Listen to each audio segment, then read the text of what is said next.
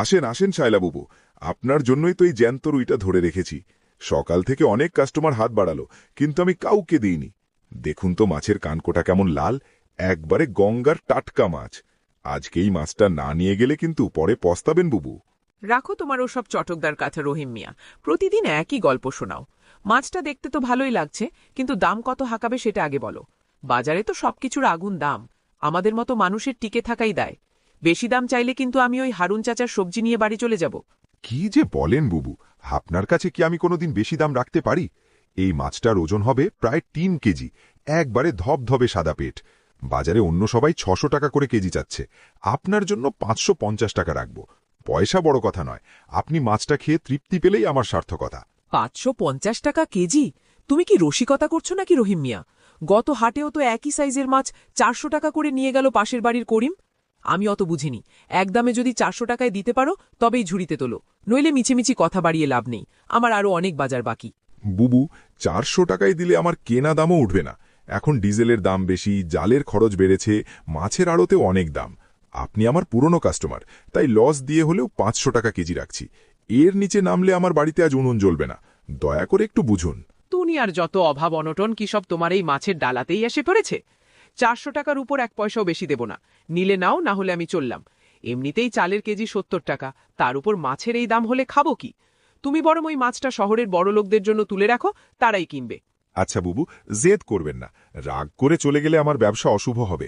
ঠিক আছে, আপনার মান রাখতে ৪৫০ টাকা কেজি দরে দিচ্ছি, এটাই শেষ কথা। মাছটা কেটে দেব নাকি আস্তই নিয়ে যাবেন? আচ্ছা দাও, ৪৫০ টাকায় সই। তবে মাছটা খুব সুন্দর করে পিস করে দিতে হবে, পেটির মাছগুলো যেন ভেঙে না যায়, আর মাথাটা মাঝখান থেকে ২ ভাগ করে দিও। সাথে ওই ছোট মাছগুলো কি ফ্রিতে দিচ্ছ নাকি? কিছু তো উপরই দিতে হয়। উপরই না দিলে কি আর চলে বুবু? আপনি তো হাড় কিপটে কাস্টমার। আচ্ছা, ওই ঝুড়িতে কিছু পুঁটি মাছ আছে, ওগুলো আপনার ব্যাগে ভরে দিচ্ছি। মন্টু, তাড়াতাড়ি বঁটিটা ধার দিয়ে বুবুর মাছটা ভালো করে পিস করে দে তো। দেখবেন যেন রক্ত লেগে না থাকে, ধুয়ে পরিষ্কার করে ব্যাগে ভরে দিস। এই তো লাইনে এসেছ রহিম মিয়া, এভাবে হাসি মুখে ব্যবসা করলে সবাই আসবে। পরের হাটে আবার আসব, তখন কিন্তু এর চেয়েও ভালো মাছ আমার জন্য রাখবে।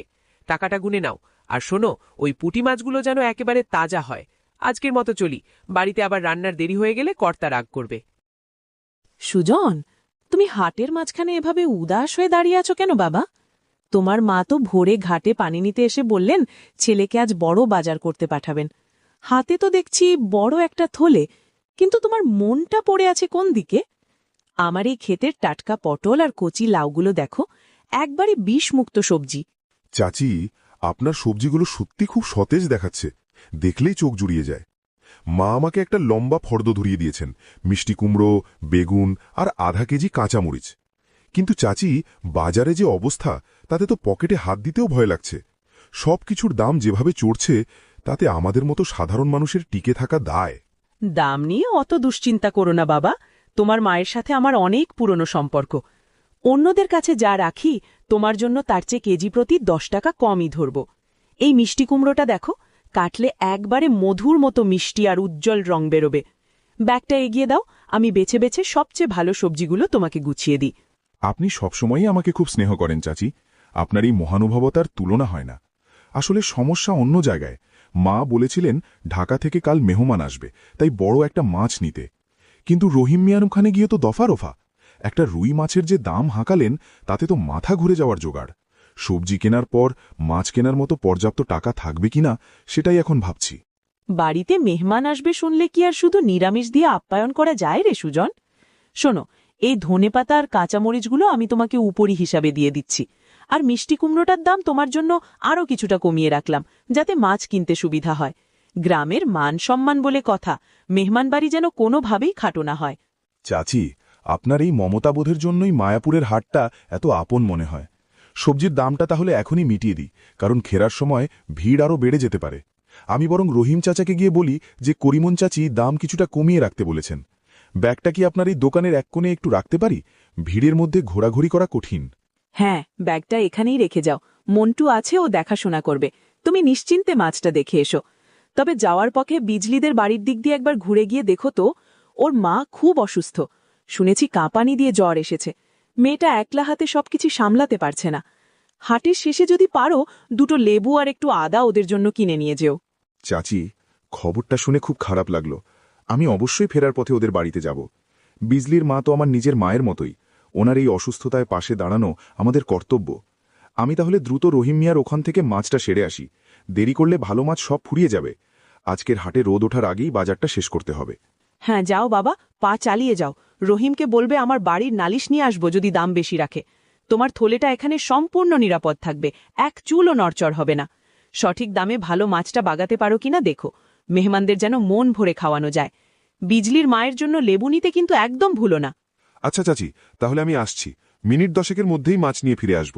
যাওয়ার পথে আপনার জন্য মোড়ের দোকান থেকে 1 খিলি পান নিয়ে আসব ফেরার সময়। ওরে মন্টু, একটু সাবধানে মাছটা কাটরে বাবা, রক্ত যেন আমার মালার উপর না ছিটকায়। সকাল থেকে অনেক যত্ন করে এই বকুল ফুলের মালাগুলো দেথেছি। হাটে কত শৌখিন মানুষ আসবে, ময়লা লাগলে কি আর কেউ আমার এই মালা কিনবে? তুই বরং একটু তফাতে গিয়ে বঁটিটা পাত, ওখানেই তো তোর মাছ কাটার জায়গা। ফাতেমা ফুপু, আপনি শুধু শুধু ভয় পাচ্ছেন। আমি অনেক দিনের পুরনো কারিগর। দেখছেন না রহিম চাচা কেন আমাকে ছাড়া এক মুহূর্ত চলতে পারে না? মাছ কাটার সময় একটা আঁশও আপনার মালার গায়ে লাগবে না, সে দায়িত্ব আমার। বরং আপনি একটু কড়া করে ধূপ জ্বালান তো, মাছের গন্ধে হাটে টেকা যাচ্ছে না। হাটে এসেছিস মাছ বিক্রি করতে, সেখানে মাছের গন্ধ হবে না তো কি আতরের সুবাস ছুটবে? তোর রহিম চাচা তো আজ বিশাল এক রুই মাছ এনেছে, ওটা কাটতে তো তোর জান বের হয়ে যাবে।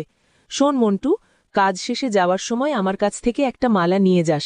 তোর ছোট বোনটা গত হাটে মালার জন্য খুব বায়না করছিল, ওকে দিয়ে দিস। ফুপু, আপনি মানুষটা অনেক ভালো, বোনের কথা মনে রেখেছেন দেখে খুব খুশি হলাম। তবে মালামাল পরে হবে, আগে রহিম চাচার বকুনি থেকে বাঁচতে হবে।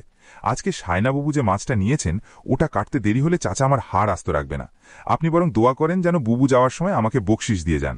শায়লাবুবু অনেক দয়ালু মানুষ, তুই কাজটা ভালো করে করলে অবশ্যই বকশিস পাবি। তবে শুনলাম বিজলির মা নাকি খুব অসুস্থ, আজ হাটে অনেককেই এ কথা বলতে শুনলাম। তুই কি যাবি নাকি আজ একবার ওদের ওদিকে খবর নিতে? হাটের সব খবর তো তোর কানেই আগে আসে, তুই কি কিছু জানিস? হ্যাঁ ফুপু, সুজন ভাইয়ের কাছে শুনলাম ওনার জ্বর নাকি অনেক বেড়েছে। রহিম চাচাও বলছিল কাল হাটের পরে একবার বিজলিদের বাড়ি ঘুরে আসবে। আমি ভাবছি কাজটা শেষ করে শায়লাবাবুর ব্যাটটা ওদের বাড়ি পর্যন্ত এগিয়ে দেব। সেখান থেকে ফেরার পথে বিজলি আপার জন্য একটু বেদানা কিনে নিয়ে যাব। বেদানার অনেক দাম রে মন্টু, তোর জমানো টাকা খরচ করে কি ওটা কিনতে পারবি? বরং তুই রহিম চাচাকে বলে 2টো তাজা মাছ নিয়ে যা ওদের বাড়ির জন্য। অসুস্থ মানুষের মুখে মাছের ঝোল পড়লে শরীরে শক্তি পায়। আর এই নে, ছোট 1 ছড়া বকুল মালাও নিয়ে যাস, বিজলি মালাটা দেখলে মনে শান্তি পাবে। মাছের কথা ঠিক বলেছেন ফুপু, রহিম চাচা কিপটে হলেও বিজলি আপাদের খুব পছন্দ করে। আমি বরং এখনই গিয়ে চাচাকে একবার বলে রাখি, নইলে পরে সব মাছ বিক্রি হয়ে যাবে। আপনি আজ কটা মালা গাঁথলেন? দেখলাম তো অনেক মানুষ মালা কিনে নিয়ে গেল। সকালবেলা এই ফুলের ঘানটা না থাকলে হাটটা কেমন যেন পানসে লাগে। আজ 10টা মালা বিক্রি হয়েছে রে বাবা, এই দিয়ে চাল ডাল হয়ে যাবে। বাকি কয়টা মেহমানরা আসলে নিয়ে যাবে। শহর থেকে লোকজন আসলে তারা ফুলের খুব গদর করে। তুই মাছটা কাটা শেষ কর, দেখ শায়লাবুবু টাকা মিটিয়ে এদিকেই আসছেন। ব্যাগটা নিয়ে যাওয়ার সময় যেন কিছু ফেলে যাস না, সাবধান থাকিস। ঠিক আছে ফুপু, আমি চললাম। বুবুর ব্যাগ গোছানো হয়ে গেছে। বিকেলে কাজ শেষ করে আমি আপনার জন্য একটা বড় ইলিশ মাছের কানকো নিয়ে আসব। ভাজলে যা মচমচে হয় না, আপনি খুব পছন্দ করবেন। যাওয়ার সময় বিজলি আপার জন্য মালাটা নিতে আসব, তুলে রেখেন কিন্তু। আরে শায়লা, তুমি কি আজ উড়োজাহাজে করে বাজারে গিয়েছিলে নাকি? ঘড়িতে তো মাত্র 8টা বাজে, আর তুমি এখনই থলে ভর্তি বাজার নিয়ে হাজির। এত তাড়াতাড়ি বাজার শেষ করে ফিরলে যে? রহিম মিয়ার সাথে কি আজ ঝগড়া হয়নি? নাকি হাটে আজ মানুষজন একদমই কম ছিল? ঝগড়া হবে না মানে কি? রহিম মিয়ার সাথে তো রীতিমতো যুদ্ধ করেই মাছটা এনেছি। আসলে কাল ঢাকা থেকে মেহমান আসবে শুনে আজ একটু ভোরেই বেরিয়েছিলাম। তাড়াতাড়ি না গেলে কি আর টাটকা মাছ আর ভালো সবজি পাওয়া যায়? এই নাও, ব্যাগটা ধরো, অনেক ভারী হয়েছে, আমার তো হাত ব্যথা হয়ে গেল। ব্যাগটা তো দেখি বেশ ভারী, ভেতরে কি এমন হীরা জওহর ভরে আনলে? মাছটার ওজন কত হবে? দেখতে তো বেশ বড় আর রূপালী রঙের লাগছে। আর সবজির ব্যাগের ভেতর থেকে তো উঁকি দিচ্ছে লাল টকটকে মিষ্টি কুমড়ো। আজ কি তবে বাজারে সবকিছুর দাম একটু হাতের নাগালে ছিল? দামের কথা আর বলো না, বাজারে গেলে তো মনে হয় পকেটেই আগুন লেগেছে। এই রুই মাছটা রহিম মিয়া 550 টাকা চাইল, অনেক বলে কই 450 টাকায় রাজি করালাম। তার উপর করিমন চাচির কাছ থেকে মিষ্টি কুমড়ো আর বেগুন নিয়েছি। চাচি অবশ্য মেহমান আসার কথা শুনে কাঁচামরিচ আর ধনেপাতা একদম বিনামূল্যে দিলেন। করিমন চাচি মানুষটা চিরকালই খুব দিলখোলা, ওনার হাতের সবজি রান্নায় খুব স্বাদ হয়। কিন্তু এতগুলো টাকা তো এক নিমেষেই শেষ হয়ে গেল। পকেটে কিছু অবশিষ্ট আছে তো? নাকি ফেরার পথে আবার কোনো শাড়ি বা কানের দুলের দোকানে চোখ আটকে গিয়েছিল? তোমার তো আবার বাজারের ফাঁকে টুকটাক কেনাকাটার পুরনো অভ্যাস আছে। তুমি শুধু শুধু আমার পেছনে লাগো। আজ অন্য কিছু কেনার সময় কোথায়? মাছ আর সবজি কিনতেই তো অর্ধেক বেলা শেষ। তার ওপর সুজনের সাথে দেখা হলো। ছেলেটা বেশ লক্ষ্মী, আমার বাজারের ব্যাগটা অনেকটা পথ এগিয়ে দিয়ে গেল। ও না থাকলে এই ভারী ব্যাগ নিয়ে একা আসা আমার জন্য অসম্ভব ছিল। সুজন ছেলেটা আসলেই খুব পরোপকারী। ওর বাবাও খুব সজ্জন মানুষ ছিলেন। আচ্ছা, মাছটা কি আজই রান্না করবে নাকি মেহমানদের জন্য ফ্রিজে তুলে রাখবে? আমার তো মনে হয় টাটকা থাকতেই আজ কয়েক পিস ভেজে ফেললে মন্দ হতো না। সকাল সকাল বাজারের এই তাজা মাছের ঘ্রাণে জিভে জল চলে আসছে। জিভে জল আসলেও আজ ধৈর্য ধরতে হবে। মেহমানদের জন্য পুরো মাছটা রাখা দরকার। আজ বরং ছোট পুঁটি মাছ এনেছি উপরি হিসেবে, ওগুলো দিয়ে ঝাল চচ্চড়ি করব। আর করিমন চাচির দেওয়া বেগুন দিয়ে হালকা পাতলা কোনো একটা পদ রাঁধব। মেহমানরা এলে তখন এই বড় মাছের মাথা দিয়ে মুড়ি ঘন্ট আর পেটি ভুনা করব। ঠিক আছে গিন্নি, তোমার রান্নার পরিকল্পনায় বাধা দেওয়ার সাহস আমার নেই। আমি বরং মাছটা কাটতে তোমাকে একটু সাহায্য করি। মন্টু তো আর বাড়িতে নেই। তুমি তো জানোই বড় মাছের হাঁস ছাড়ানো বেশ ঝামেলার কাজ। বটিটা কি ধার দেওয়া আছে নাকি কামার বাড়ি থেকে একবার ঘুরিয়ে আনতে হবে? বটি গত সপ্তাহেই ধার দিয়ে এনেছি, ধার নিয়ে চিন্তা করতে হবে না। তুমি বরং হাত মুখ ধুয়ে এসে মাছটা আঁশ ছাড়াতে বসো, আমি মশলাগুলো বেটে নিই। মেহমান আসার আগে ঘরদোর একটু গুছিয়ে রাখলে কাল শান্তি পাওয়া যাবে। তাড়াতাড়ি চলো, রান্না শেষ করে আমাদেরও তো একটু জিরিয়ে নিতে হবে। বাড়িতে আছিস? ঘরের দাওয়ায় এভাবে মুখ ভার করে বসে আছিস কেন? হাটে বসে মন্ডুর কাছে শুনলাম তোর মা নাকি খুব জ্বরে কাঁপছে, তাই মনটা টিকল না। সব মালা বিক্রি না করেই চলে এলাম তোদের দুজনকে একবার চোখের দেখা দেখতে। তোর মা এখন কেমন আছে রে? ডাক্তার বা কবিরজ কাউকে কি দেখানো হয়েছে? আসুন ফাতেমা ফুপু, ভেতরে এসে বসুন। মার অবস্থা খুব একটা ভালো না। সকাল থেকে জ্বরের ঘোরেই শুধু আবোল তাবোল বকছেন, কিছুই মুখে দিতে পারছেন না। সুজন ভাই বাজার থেকে ফেরার পথে আদা আর লেবু দিয়ে গেছেন, ওটা দিয়েই জল গরম করে দিচ্ছি। ঘর সংসারের সব কাজ একা সামলাতে গিয়ে আমি তো নাজেহাল হয়ে পড়ছি ফুপু। আহারে মেয়েটা আমার, একলা হাতে কতই বা করবি? তোর বাপটা বিদেশে না থাকলে আজ এই কষ্ট হতো না। এই নে, তোর জন্য আর তোর মার সিথানে রাখার জন্য কয়েকটা টাটকা বকুল মালা এনেছি। ফুলের ঘ্রাণে ঘরের গুমোট ভাবটা কাটবে, দেখবি তোর মার মনটাও একটু হালকা হবে। আর এই যে পুটুলিতে দেখ, কয়েকটা বেদানা আর একটু মিশ্রি এনেছি, তোর মার মুখে দিস। আপনি নিজে এত কষ্ট করে চলেন ফুপু, আবার আমাদের জন্য এত খরচ করতে গেলেন কেন? বকুল ফুলের মালাটা সত্যিই খুব সুন্দর, মা এটা দেখলে খুব খুশি হবেন। মন্টুও আসার সময় বলে গেল রহিম চাচা নাকি বিকেলের দিকে একটা বড় মাছ পাঠাবেন। আপনাদের এই ভালোবাসার কথা ভাবলে আমার চোখের পানি আর বাঁধ মানে না। কান্না করিস না রে মা, বিপদেই তো মানুষের পরিচয় পাওয়া যায়। গ্রামের মানুষরা তো একটা পরিবারের মতো, একজন অসুস্থ হলে কি অন্যেরা ভালো থাকে? তোর মা তো আমার বোনের মতো, ছোটবেলা থেকে আমরা একসাথে বড় হয়েছি। চল ভেতরে গিয়ে ওনার কপালে জলপট্টিটা একটু বদলে দিই, দেখি জ্বরটা কতখানি নামল। হ্যাঁ ফুপু, চলুন ভেতরে চলুন। আপনি বাসে থাকলে আমি অনেক সাহস পাই। আমি ভাবছিলাম যদি কালকের মধ্যে জ্বর না কমে তবে বড় ডাক্তারকে খবর দিতে হবে, কিন্তু হাতে একদম জমানো টাকা নেই। আব্বুর টাকা পাঠাতেও আরও কয়েকদিন দেরি হবে। এখন কি যে করি বুঝতে পারছি না।